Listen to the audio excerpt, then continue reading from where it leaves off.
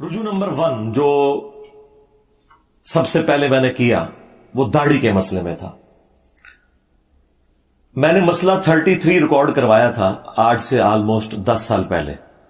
اس میں نے یہ موقف اڈاپٹ کیا تھا کہ اگر کوئی شخص مٹھی سے لمبی داڑھی رکھے تو یہ افضل ہے، اور مٹھی داڑھی سنت ہے. صحابہ کرام کی بھی اور نبی علیہ السلام کی تو نیچرلی مٹھی تھی، لیکن جس کی نیچرل بڑھ جائے تو وہ اگر لمبی رکھتا ہے تو وہ بہتر ہے.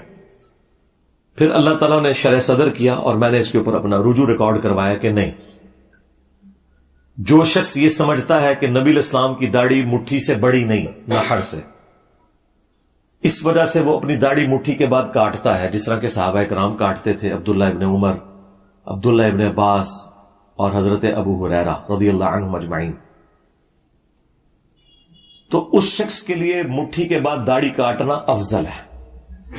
اور جو شخص یہ سمجھتا ہے کہ چونکہ نبی علیہ السلام کی ہے ہی نیچرل مٹھی تھی، میری نیچرل جتنی بھی ہوگی میں اتنی ہی رکھوں گا اور کاٹوں گا نہیں، تو وہ اس کے لیے تو افضل ہو سکتی ہے، اوورآل اسے افضل نہیں کہہ سکتے.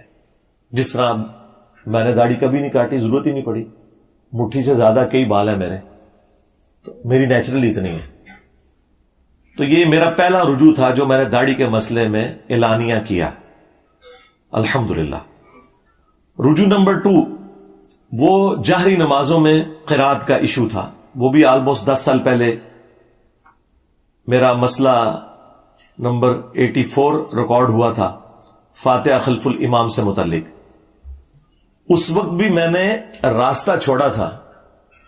میں نے کہا تھا کہ جو لوگ یہ سمجھتے ہیں نا کہ جب امام بلند آواز سے قرات کر رہا ہے اور پیچھے مقتدی کا سن لینا کافی ہے، ہم ان کی نماز کو بھی غلط نہیں کہتے، لیکن ہم امام کے پیچھے جہری نمازوں میں بھی قرات کریں گے، خواہ وہ وقفے نہ دیتا ہو تب بھی. اس سے پھر میں نے رجوع کیا کہ نہیں، جب وہ وقفے دے گا، جس طرح میں تو دیتا ہوں الحمدللہ، میں تو تینوں جہری نمازوں میں پچھلے آلموسٹ 7-8 سال سے امامت کروا رہا ہوں، میرے پیچھے سارے پڑھتے ہیں. ہم تو قیام اللیل میں بھی وقفہ دیتے ہیں سورہ فاتحہ کا. لیکن اگر کوئی جہری نمازوں میں وقفہ امام نہیں دے رہا تو آپ کا سن لینا کافی ہے. تو یہ میں نے اس پہ رجوع ریکارڈ کروایا اور اس پہ میری کئی ایک ویڈیوز گواہ ہیں، مجھے آج بتانے کی ضرورت نہیں ہے. رجوع نمبر 3 میں نے کیا تھا رکوع میں رکعت ملنے کے حوالے سے، کہ رکوع میں جو رکعت ملنے کا ایشو ہے اس میں تفرد ہے صرف امام بخاری رحمت اللہ علیہ کا اور چند اہل حدیث کا. ادروائز اہل سنت کے چاروں ائمہ، امام ابو حنیفہ، امام شافعی، احمد بن حنبل، امام مالک اور اہل تشیع بھی، یہ سب کے سب قائل ہیں کہ رکوع میں رکعت مل جاتی ہے. اور اس کیس میں وہ قیام کے اندر جو قرات ہے وہ ایکسپشن ہے، اللہ تعالیٰ نے معافی دی ہوئی ہے، لیکن اس کی روٹین نہ بنائی جائے. اس کے حوالے سے میں نے دلائل ذکر کیے ہیں، وہ آپ میری ویڈیو دیکھ لیں. نیو امام کے پیچھے فاتحہ کا مسئلہ، اس میں نے قرات کا ایشو بھی ڈسکس کیا اور رکوع میں رکعت ملنے کا، اور یہ صحابہ کرام کے فتووں کی بنیاد پہ ہے. عبداللہ ابن مسعود رضی اللہ تعالیٰ عنہ کے ساتھ ایک بندہ نماز پڑھ رہا تھا تو وہ رکوع میں ملا اور اس نے سلام پھیرنے کے بعد اپنی ایک رکعت مکمل کی، تو ابن مسعود نے اسے پکڑ کے بٹھا دیا کہ تیری نماز مکمل ہو چکی ہے، رکوع میں رکعت مل جاتی ہے. یہ سنن کبریٰ البیہقی میں، المصنف ابن ابی شیبہ میں موجود ہے. یعنی کوئی ذاتی فتوے نہیں ہے کسی بڑے عالم کے یا محدث کے یا فقیہ کے، یہ صحابہ کرام کا فتویٰ ہے. تو میں نے اس پہ رجوع کیا کہ رکوع میں رکعت مل جاتی ہے. مجھے تو اللہ کا شکر ہے اس تکلیف سے گزرنا ہی نہیں پڑتا. میں تو 5 نمازوں میں امامت کرتا ہوں، اور اس سے پہلے بھی میری کوشش ہوتی ہے کہ میں جماعت قائم ہونے سے پہلے ہی مسجد میں ہوں، لہذا مجھے اس تکلیف سے گزرنا نہیں پڑتا.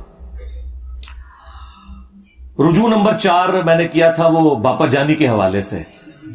میرے ایک دوست نے مجھے کہا جی میرے پاس ایک ویڈیو آئی ہے جس میں انہوں نے کہا کہ اگر آپ کی چپل الٹی ہو جائے، یعنی اس کا تلوا آسمان کی طرف ہو جائے، تو آپ نے وہ چپل سیدھی نہیں کرنی.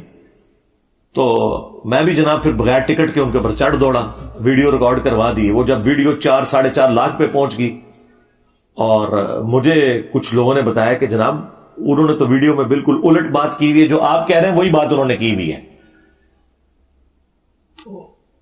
پھر میں نے اس دوست کے ساتھ جو تو کی وہ کی.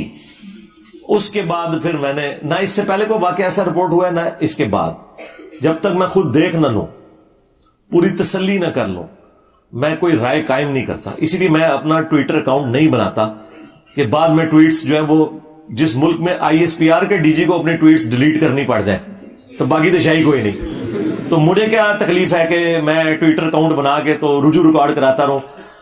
پہلے تھوڑے کٹے میں کھولے انہیں ایک اور کھول لوا. اس لیے میں بڑی تسلی کے ساتھ معاملات کو دیکھ کے کوئی رائے قائم کرتا ہوں.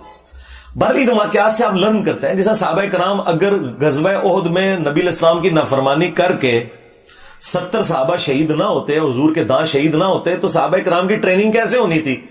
کل کو رومنز اور پرشینز کے خلاف اس طرح کی حکم عدولی افورڈ ہو سکتی تھی؟ کیا صحابہ سپر پاورز کا مقابلہ کر سکتے تھے اتنے لوز ڈسپلن کے ساتھ؟ اگر وہ غزوہ احد والی غلطی کے بعد اللہ تعالیٰ نے 60 آیات میں انہیں ڈانٹ پلا کے ان کی اصلاح نہ کی ہوتی. تو ان واقعات سے آپ لرن کرتے ہیں. یہ اللہ کی ہمیشہ سنت رہی ہے.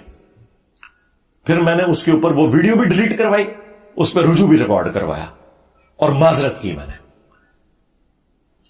5واں جو میرا رجوع تھا وہ 12 ربیع الاول کے روزے سے متعلق. آلموسٹ آج سے میں نے 11 سال پہلے ویڈیو میں کہا تھا کہ 12 ربیع الاول کا آپ روزہ اگر رکھ لیں تو یہ جائز ہے. لیکن پھر بعد میں میری توجہ اس حوالے سے دلوائی گئی کہ سوموار کا روزہ تو ثابت ہے صحیح مسلم میں, نبی علیہ السلام کی پیدائش کی خوشی میں اور قرآن کے نزول کی خوشی میں, لیکن 12 ربیع الاول کا روزہ کہیں پہ رپورٹ نہیں ہوا.